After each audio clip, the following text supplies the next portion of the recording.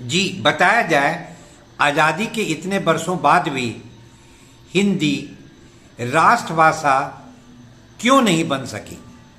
देखिए, किसी भी राष्ट्र के लिए कम से कम 3 आवश्यक तत्व बस होने चाहिए।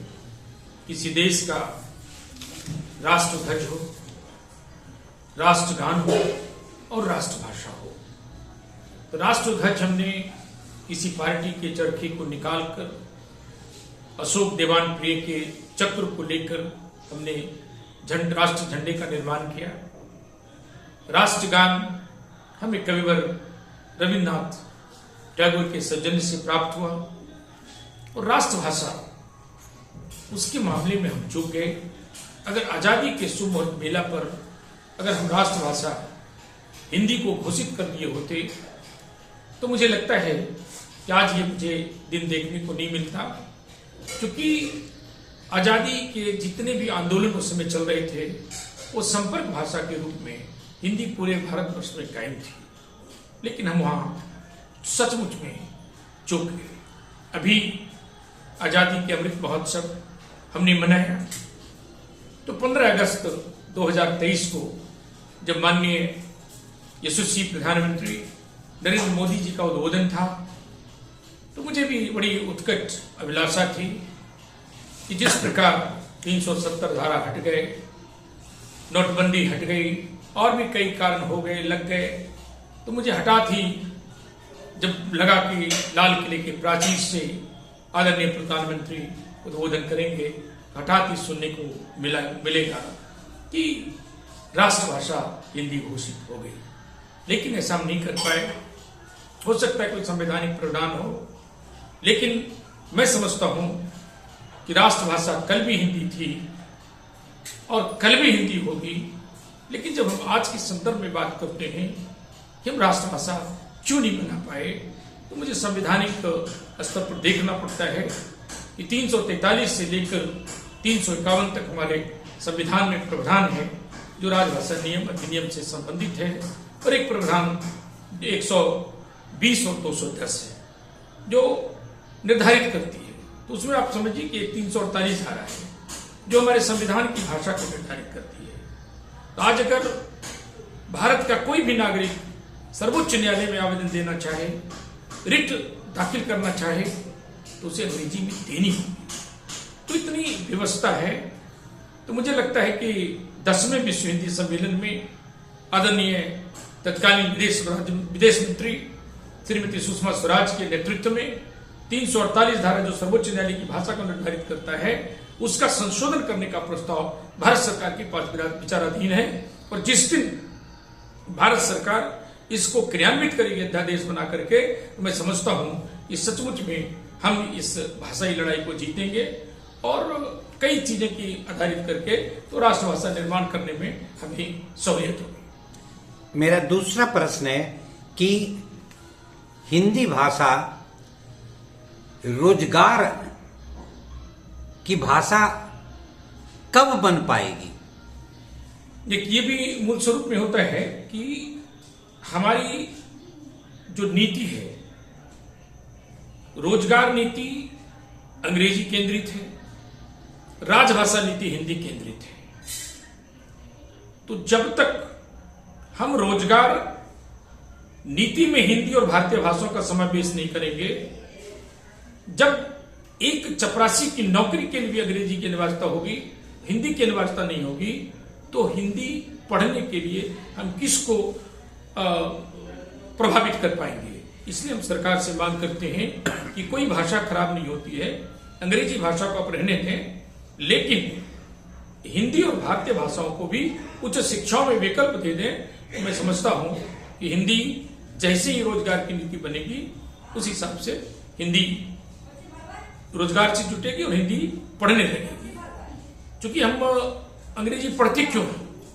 अंग्रेजी पढ़ते इसीलिए हैं। हम अंग्रेजी क्यों पढ़ते हैं? हाँ, हम अंग्रेजी इसलिए पढ़ते हैं कि हमारा वहां भी सरकार का थोड़ा दृष्टिगत दोष देखता हूं कि अंग्रेजी को हमने शिक्षा से, परीक्षा से, दीक्षा से, नौकरी से, प्रतिष्ठा से, पैसा से, सम्मान से जोड़े हुए हैं।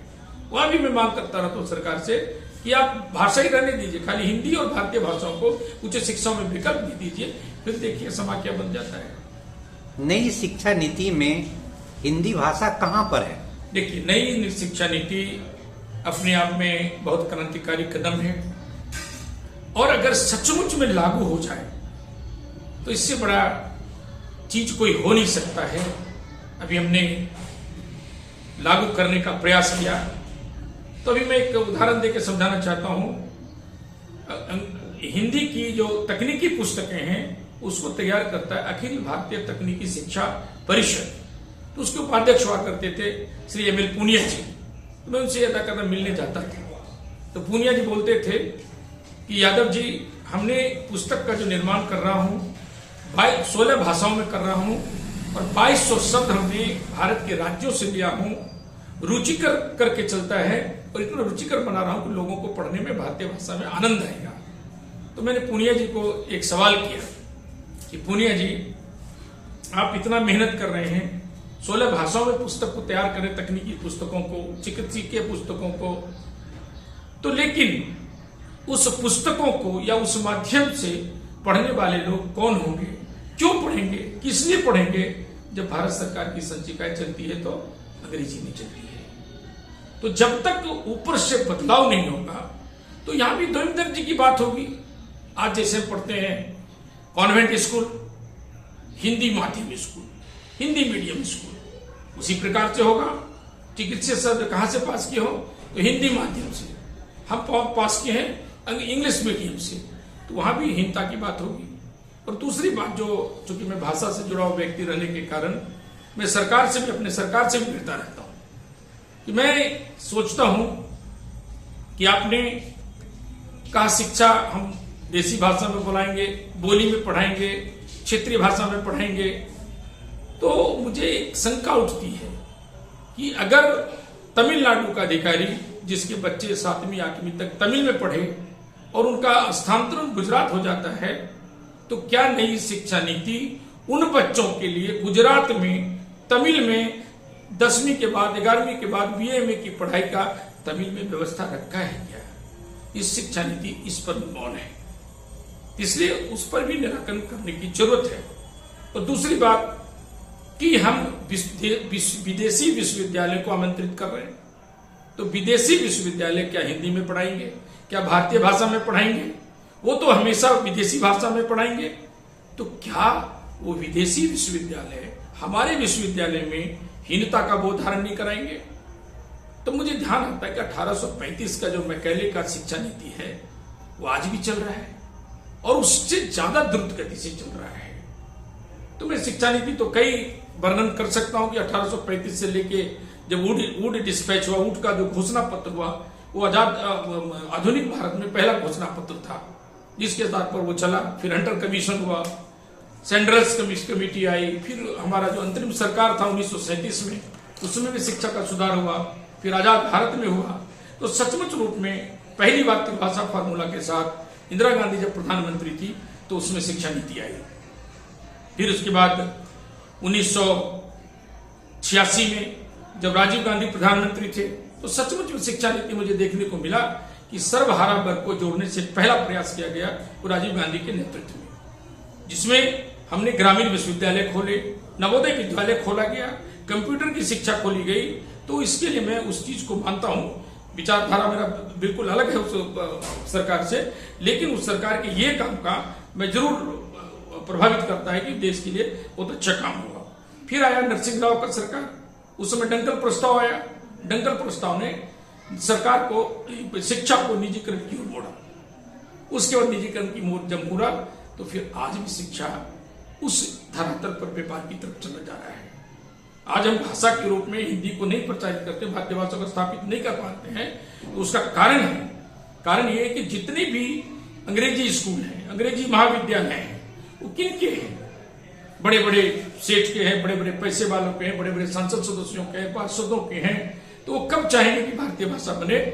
इसलिए एक जबरदस्त आंदोलन करने की आवश्यकता है। और दूसरा जो अंतिम बात मैं कहना चाहता हूं, मैं अपने संस्थान की ओर से आह्वान करता रहता हूं कि हिंदी भाषी लोग हस्ताक्षर किस भाषा में करते हैं, अधिकृत हस्ताक्षर। मैं पटना के बैंक से आंकड़ा मंगाता रहता हूं कि हिंदी भाषी लोग, छोड़ दीजिए दक्षिण भारतीय लोग, हिंदी भाषी लोग किस भाषा में हस्ताक्षर करते हैं, तो 98.4% लोग आज अंग्रेजी में हस्ताक्षर करते हैं। तो मैं इस माध्यम से आह्वान भी करना चाहता हूं, जिनके हस्ताक्षर, अधिकृत हस्ताक्षर हिंदी में है, वो तो बधाई के पात्र हैं, और जिनके नहीं है तो कम से कम राष्ट्रीय प्रतिबद्धता के कारण, राष्ट्रीय प्रतिबद्धता के कारण कम से कम एक संकल्प जरूर लें कि हम अपना हस्ताक्षर कम से कम हिंदी या मातृभाषा में करें। तो मैं समझता हूं ये राष्ट्र के लिए भी सार्थकता होगी। जी, आप अपना शुभ नाम और पदनाम बतावें। वीरेंद्र कुमार यादव, और मैं भारत सरकार में हिंदी सलाहकार समिति का सदस्य हूं और भारतीय सांस्कृतिक संबंध परिषद विदेश मंत्रालय का भी सदस्य हूं। जी, बहुत बहुत धन्यवाद आपको।